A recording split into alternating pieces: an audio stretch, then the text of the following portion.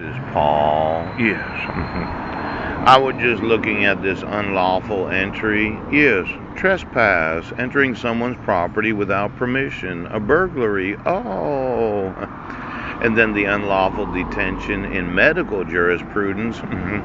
Keeping a patient in a hospital when he requests a discharge. Oh. Now, this unlawful entry. Yes. Can you trespass a location without a business? Now, I had used the example of trespassing on property. Yes. I sent an email about how law enforcement cannot trespass on my rights, my right to due process, and you decided to continue to prosecute me. Pooch.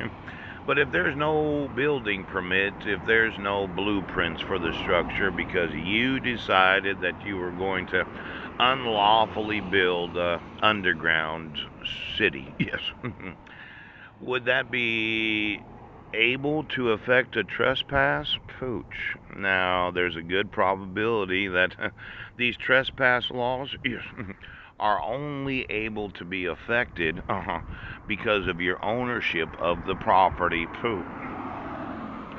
Well, let's say somebody was unlawfully detained in the hospital. In medical jurisprudence, if emergency medical services was to transport to a hospital, any individual found in a location where there is no permit, pooch, and there's no blueprints, yes, and you decided you wanted to detain them in the hospital, pooch, do you have to document where you... Now, medical jurisprudence, yes. Well, let's say that somebody was unconscious because they were underneath and you thought, well, there's no big deal. We don't need a building permit. But for some reason, their legs no longer worked. And somebody called 911 and they just went along with it.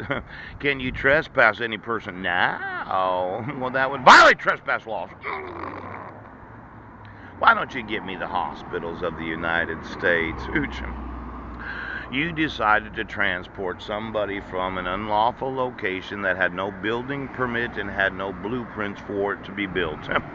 And fire departments and ambulances decided to transport them because of the emergency care required. But the actual location where they got them from had to be condemned at the moment that they found out there was no permit.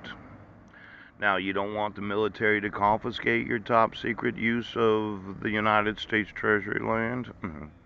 But law enforcement, ambulances, fire departments didn't condemn your illegal structures. How can you trespass somebody from being in a location where there is no permit of ownership? How can you detain them in a hospital against their will? Now, there are numerous laws that are being violated, and as an American citizen, I want my civil rights enforced. And you said that you could transport me to courts for arraignment without law enforcement investigating the two-count criminal complaint. Now, I think that anytime law enforcement arrests somebody for a failure to appear, it has to be a physical address. There has to be property ownership.